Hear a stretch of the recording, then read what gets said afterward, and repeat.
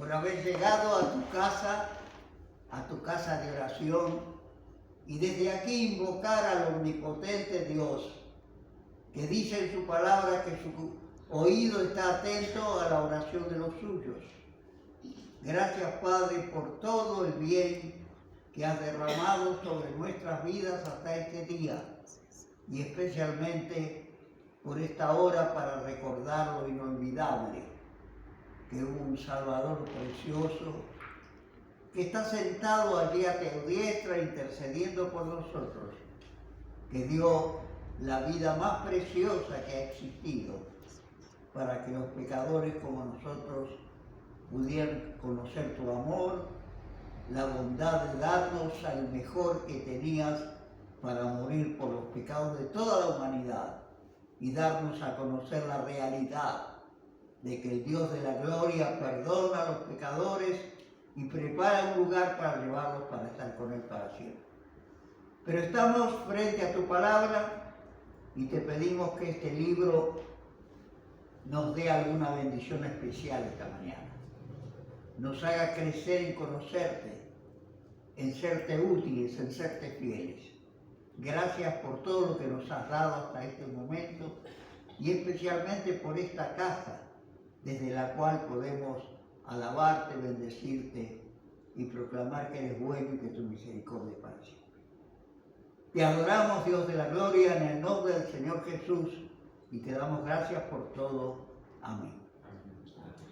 Hermanos, vamos a leer una porción de la palabra de Dios que encontramos en el Evangelio según Mateo, capítulo 16 del Evangelio de Mateo, y la palabra del Señor dice así: Vinieron los fariseos y los saduceos para tentarle y le pidieron que le mostrase señal del cielo. Mas él respondiendo les dijo: cuando anochece decís buen tiempo, porque el tiempo tiene arreboles, el cielo tiene arreboles, y por la mañana hoy habrá tempestad porque tiene arreboles el cielo nublado. Hipócritas, que sabéis distinguir el aspecto del cielo, mas las señales de los tiempos no podéis. La generación mala y adúltera demanda señal, pero señal no le será dada, sino la señal del profeta Jonás. Y dejándolo se fue. Habrá sido un lindo día en la vida del Señor Jesús, allí a la orilla del lago de Galilea. La multitud era grande, más de 4.000 personas, sin contar las mujeres y los niños. Hambre por la palabra del Señor, Él estaba. Qué importante, ¿no es cierto?, cuando Él está. Cuando Él está todo es distinto. Todo, absolutamente todo. Y Él estaba allí con aquellas personas que a la tardecita tal vez empezaron a tener hambre. El día anterior el Señor había propuesto que les llevasen los pocos panes, la merienda, por así decirlo, que llevaban para pasar el día, y se la llevaron. Y Él hizo la multiplicación que aquella gente precisaba. No comieron un sándwich y se fueron. Comieron todo lo que quisieron. Sobraron 7 canastas llenas. ¿Quién se las habrá llevado? Y el Señor tuvo que atender a los religiosos del tiempo de Él. Aquellos que se hacían llamar fariseos y saduceos, los líderes, vinieron para tentarle. Alguna vez la palabra de Dios dice que vinieron con alguna necesidad. La tentación que aquellos hombres traían sería una necesidad. Yo pienso que en aquel tiempo en que el pueblo romano tenía sojuzgado al pueblo de Israel, que se hacía nada más que los gobernantes que les habían sido impuestos, determinaban lo que había que hacer. Era un momento feliz para los hebreos que vivían allí.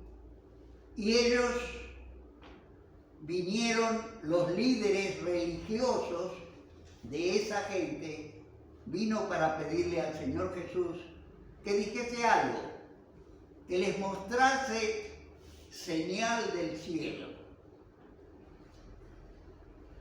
Las escrituras que aquellos religiosos tenían le habían mostrado quién era el Dios que estaba sobre ellos, las situaciones que había tenido que enfrentar desde que los sacó allá de Egipto hasta que los colocó allí. Y la sucesiva muestra de paciencia, aguantándoles todos los pecados que habían cometido, la falta de fe en que el Dios omnipotente estaba y tantas otras cosas, aunque habiendo recibido la ley de Dios y todo lo que Dios quería que meticulosamente aquel pueblo respetase para demostrar que era su pueblo, que le amaba y que era como el Señor Jesús esperaba su especial tesoro sobre la tierra. Y lo que quiero mencionar con esto es, sería peor este tiempo que aquella gente en esta situación tuvo que enfrentar, aunque el Señor estaban sojuzgados, no hacían lo que querían, hacían lo que los romanos querían, crucificaron los soldados romanos al que daba las respuestas y tenían mucho para quejarse. Y yo comparaba este tiempo con el momento que nuestro país y el mundo vive. Estaba escuchando ayer a uno de los líderes mundiales de la energía atómica avisando que si hay una tercera guerra mundial, es difícil que sobreviva gente para seguir poblando el planeta. Ellos estaban allí y la pregunta que le hicieron al Señor Jesús, dice el evangelista, que era para tentarle. A lo mejor esperaban que él dijera alguna cosa linda, que los animase, decían, no se preocupen, está todo arreglado, como tantas veces pasó, o él solucionase, por así decirlo, con su poder todo. La palabra de Dios nos dice que cuando le dijeron, queremos ver una señal, él les dijo, ustedes tienen una capacidad especial para ver cuándo va a llover, cuándo va a haber viento, cuándo van a pasar las cosas de la temperatura, del ambiente, y las otras cosas no las conocen o no las quieren conocer. Y el Señor Jesús dice que les dijo, la generación mala y adúltera. ¿Serían así los que estaban pidiendo esto? Tenían poco derecho si no estaban haciendo lo que Dios mandaba con respecto al adulterio y a la maldad, y se animaban a preguntarle al Señor Jesús, ¿qué va a pasar, Señor? ¿Hay alguna evidencia de lo que va a ocurrir después? ¿Sabemos dentro de algún tiempo qué es lo que tenemos que afrontar? La respuesta del Señor Jesús les dijo, no les ocultó la verdad, les dijo hipócritas en primer lugar. Y Dios no ama la hipocresía, condena a los hipócritas. No se puede ser un buen creyente si se es hipócrita. Hipócrita quiere decir sentir una cosa y decir otra. Es engañar al que nos escucha con la apreciación que hacemos de las cosas. Y el Señor Jesús los llamó así y les dijo la razón, porque el Señor Jesús siempre tenía razón. Les dijo, saben distinguir el aspecto del cielo. ¿Qué es lo que va a pasar con el tiempo? pero las señales de los tiempos no las conocen, y las tenían las señales de los tiempos. Habían llegado a donde habían llegado por haberse apartado, por haber infringido esa norma que el Dios de la gloria había impuesto. Si le dejareis a Dios, Él también los dejará. Y tantas otras advertencias con las cuales Dios había adornado el manual que les había dejado para que amaran al Dios que los había elegido como su especial tesoro sobre la tierra. Ahora, hermanos, la conclusión que me trae a hacer estas menciones: estamos nosotros en un momento como el mundo está viviendo, como no termina una guerra para empezar 2 guerras más, para ver cómo la gente practica la idolatría sin ningún límite, cómo el pecado se muestra por todos los ámbitos de todo lo que Dios ha creado, cómo las guerras, rumores de guerras, hambre, pestilencia y todo lo que el Señor Jesús mencionó en el Sermón del Monte aparecen cada día y las podemos ver ahora. Antes no estaba la televisión, no se veían. Ahora es cuestión de llenarse viendo todas las desgracias que acosan a la humanidad, cómo le van a dar de comer a los sirios, qué van a hacer con los que están allí en Palestina, qué van a hacer con los israelitas que quieren conquistarse todo. Nadie sabía, ni sabe lo que se podía hacer, salvo lo que está escrito en la palabra de Dios, como palabra firme, como palabra que tenemos que esperar en ella con toda la tranquilidad que así va a ocurrir. Hay un pasaje en 1 Pedro donde el apóstol Pedro da una pauta de lo que un creyente debe esperar.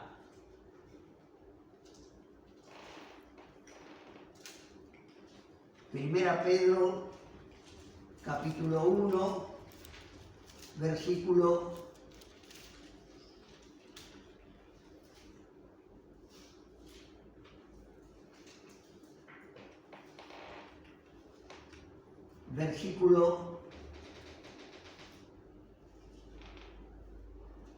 3 en adelante, porque la palabra de Dios dice algo para nosotros en este sentido. Por tanto, ceñid los lomos de vuestro entendimiento, apriete lo que ya sabe, póngalo fuerte en su vida, sed sobrios y esperad por completo en la gracia que se os traerá cuando Jesucristo sea manifestado. Pensando las cosas bien, no tenemos ningún pasaje de la Escritura que nos hable lo que tal vez algún mal profeta quiere mencionar para asustar a la gente, que va a haber una destrucción nuclear, que la gente se va a morir de hambre, que no va a haber agua para beber como está ocurriendo y tantas otras cosas. Pero un creyente que lee la palabra de Dios dice: y como hijos obedientes, no os conforméis a los deseos que teníais antes, estando en vuestra ignorancia, sino como aquel que os ha llamado es santo, sed también vosotros santos en toda vuestra manera de vivir. Porque escrito está: sed santos porque yo soy santo. El escritor de los Hebreos dice, poniendo toda diligencia por esto mismo. Y Pedro dice: poned en vuestra fe virtud, en la virtud ciencia, en la ciencia templanza, en la templanza paciencia, en la paciencia temor de Dios. Porque si estas cosas hay y abundan, no os dejarán estar ni ociosos ni estériles en el conocimiento del Señor y Salvador Jesucristo. ¿Cuál fue la respuesta del Señor Jesús que dio a esta situación que conocemos porque la estamos viviendo y que la palabra de Dios nos la detalla como el evangelista Mateo lo hace en esta porción que hemos leído? Pero, aparte de esto, nosotros tenemos un agregado con una función especial. Estaba leyendo en un librito sobre el diablo, que él se transfigura en ángel de luz, que no viene como el que está con el tridente vestido de colorado, sino viene de manera que alguno que está flojo en la fe no se da cuenta que es el diablo. Y se preguntaba el escritor, ¿qué pasará cuando el diablo está en el púlpito de una iglesia? Bien disfrazado y engañando a los creyentes, y los creyentes muchas veces tragándose el engaño. Pero él está como el líder de lo que ocurre ahora. Estamos en los dominios del enemigo, haciendo el enemigo lo que Dios le permite que haga. ¿Y qué dice la palabra de Dios? Que tenemos que estar dispuestos dentro de la iglesia, no en los alrededores, no en la plaza, no, acá dentro. No sé de estas iglesias, ni dice el nombre de ninguna iglesia aquí, pero habla en 1 Timoteo, el capítulo 3 y el versículo 6. Este hombre tan amigo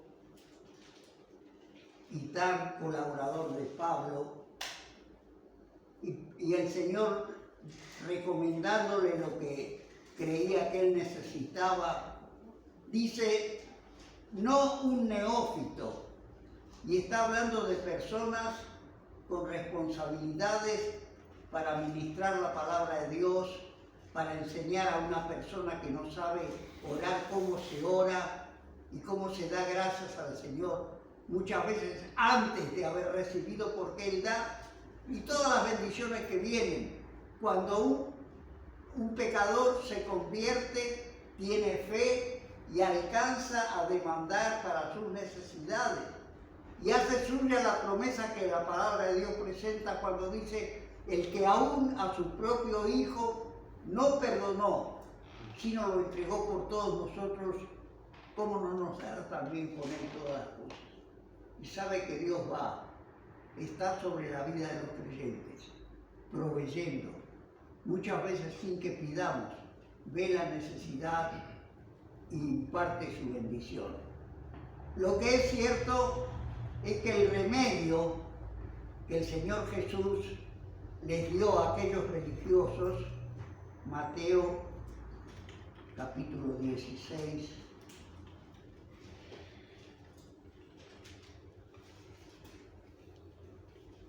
fue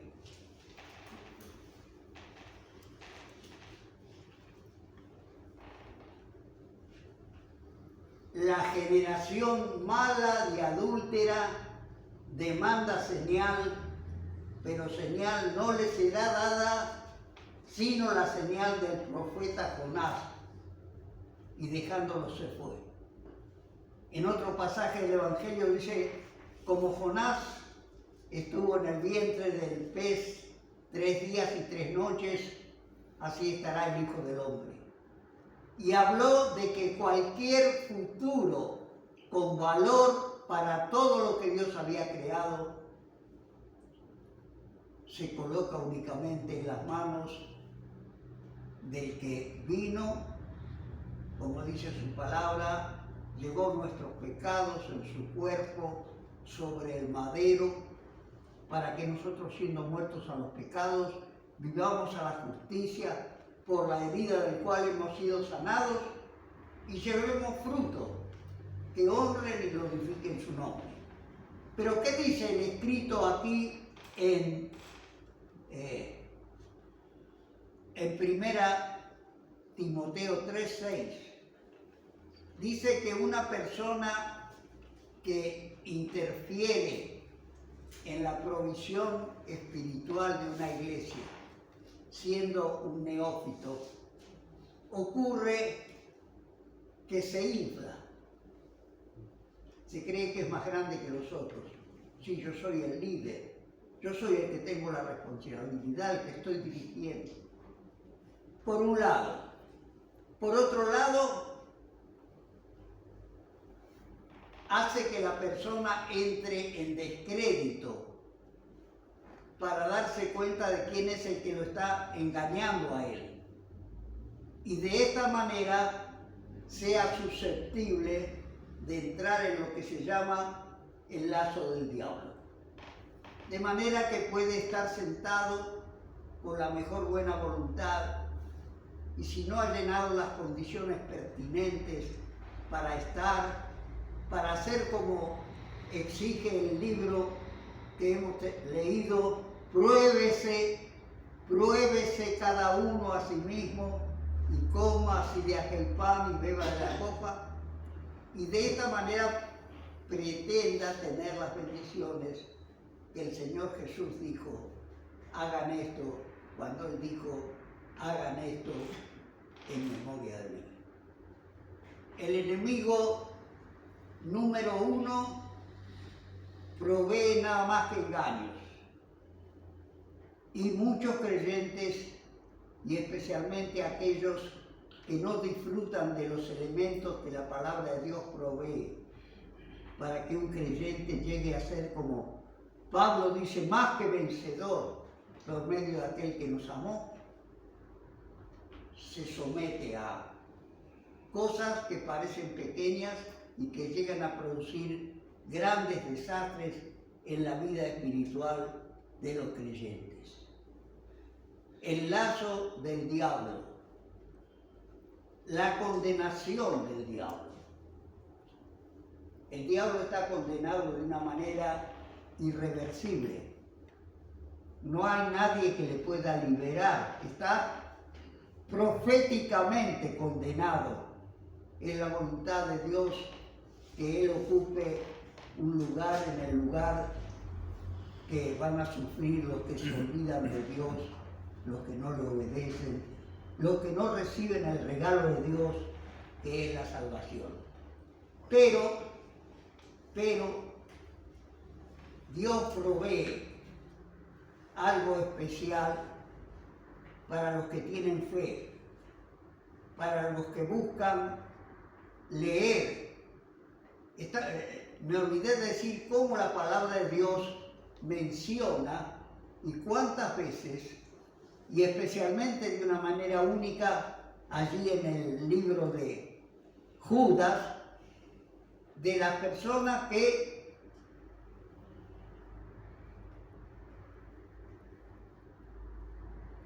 ahora se me fue.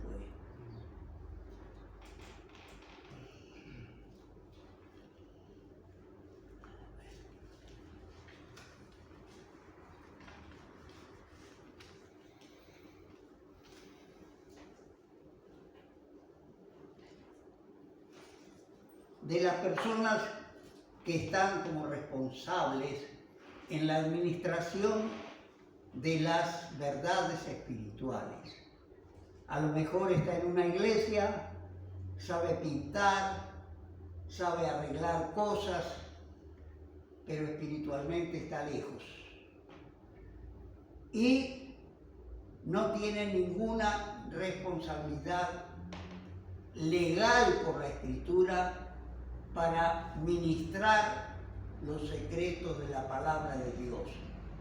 No está capacitado para hacer cosas espirituales, para aconsejar a una persona que ha caído cómo levantarse, para animar a alguien que está desanimado, no sé qué hacer, y animarla para que siga, para que tenga paciencia. Espera en Dios, dice libro del salmista, y Él hará.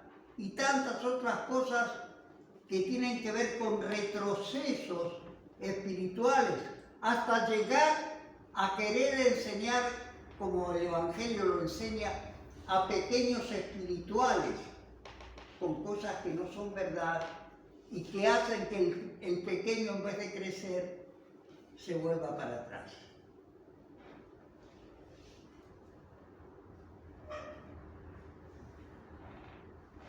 Judas, en el capítulo 20 y en el versículo 24, porque Judas tiene un solo capítulo, dice lo siguiente.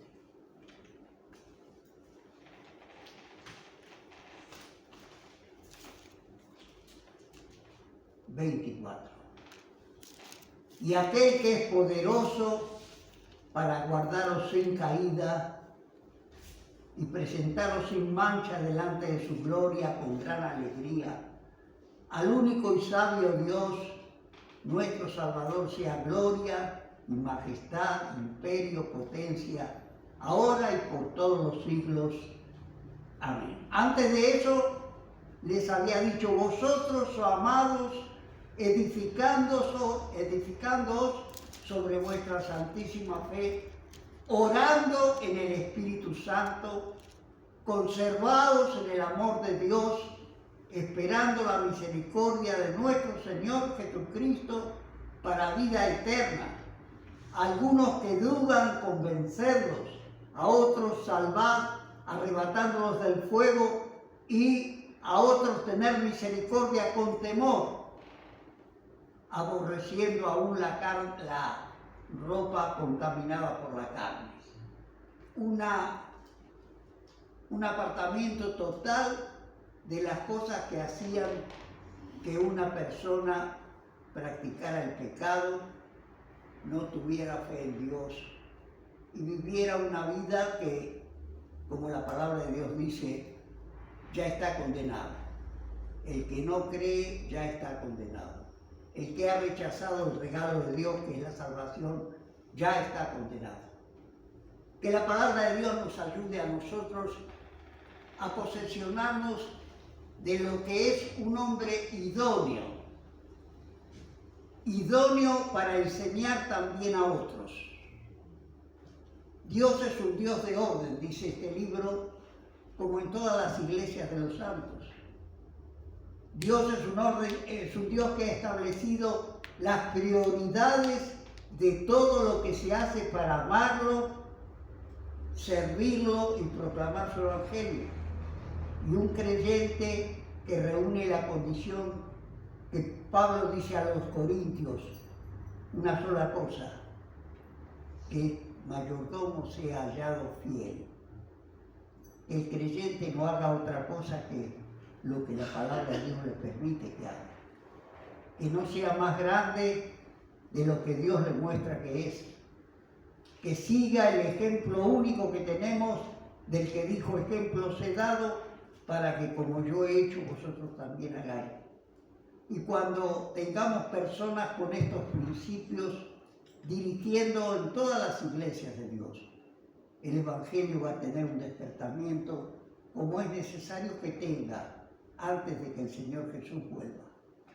Todos aseguran que va a haber un despertamiento producido por las tareas misioneras de todas las iglesias, y que van a hacer que todos los que, como la palabra lo asegura, estén establecidos desde antes de la fundación del mundo para ser salvos, van a encontrar el camino y van a acompañar al Señor Jesús en su regreso al Padre, para disfrutar la perfección de todo lo que ha existido, existe y existirá, y de lo cual el que ha creído y ha recibido el regalo de Dios va a ser participante de todas las tremendas bendiciones que, como este libro nos enseña, exceden nuestra manera de pensar. Cuando pensamos cómo será el momento cuando vuelva el Señor Jesús y cuando todos los creyentes sean transformados a su imagen, ¿cómo será? El Señor Jesús se va a encargar de eso.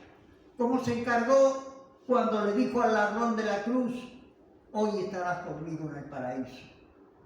¿Cómo lo hizo? No sé, pero sé que si la palabra lo dice, así lo hizo y así lo tenemos que respetar y así lo tenemos que predicar. Que el Señor nos ayude a tener más fe en todo lo que está establecido, sobre todo lo que cada creyente debe hacer para ser un siervo fiel, para ser un siervo idóneo. Idóneo quiere decir que esté capacitado por el Espíritu Santo para hacer lo que Dios le manda que tiene que hacer. Me asombraba cuando buscaba esta palabra idóneo y allí en Génesis se encontraba que cuando Dios creó a la mujer, dijo, voy a crear para que sea idónea. Idónea para el marido y también para el Señor. Y después pasó lo que pasó. Pero el remedio es como dice la Escritura, el remedio fue mayor que el daño. Y todo creyente, por más pecador que haya sido, si se aferra a este regalo que Dios hizo, cuando permitió que los pecadores crucificaran al Señor Jesús, y Él pusiera sobre aquel cuerpo que fue partido el pecado de todos nosotros, nos proveyó de lo más importante que en todos los siglos una persona puede recibir. El estar a cuentas con Dios, el disfrutar su presencia, el sentir que Él nos guía y nos usa para su honra y su gloria. Que el Señor así lo quiera con cada uno de nosotros y lleguemos a ser la bendición que brota de aquella mención del Señor Jesús cuando les habló del trabajo de Jonás y cómo el Señor Jesús llegó a estar, cómo Jonás y cómo el Señor Dios lo exaltó a lo sumo y le dio un nombre sobre todo nombre, para que en el nombre de Jesús se doble toda rodilla de los que están en los cielos, de los que están en la tierra y debajo de la tierra, y toda lengua confiese que Jesucristo es el Señor, para la gloria de Dios Padre. Querido Padre Celestial, haznos más fervientes en buscarte a través de tu palabra, en disfrutar la presencia de tu Espíritu Santo guiándonos y mostrándonos aquellas cosas que podemos realizar para que el nombre de Jesucristo sea glorificado, reciba la satisfacción que dice el profeta Isaías que iba a recibir, verá el fruto de la aflicción de su alma y quedará satisfecho. Y la iglesia esté en el lugar que el Señor Jesús dijo que iba a preparar para cada uno de nosotros. Te damos gracias por tanta bondad en hacer tantas promesas y porque las vas a cumplir fielmente en la vida de cada uno de los que te aceptan como Salvador y al Señor y a tu Padre como el verdadero y único Dios verdadero. En el nombre del Señor Jesús. Amén.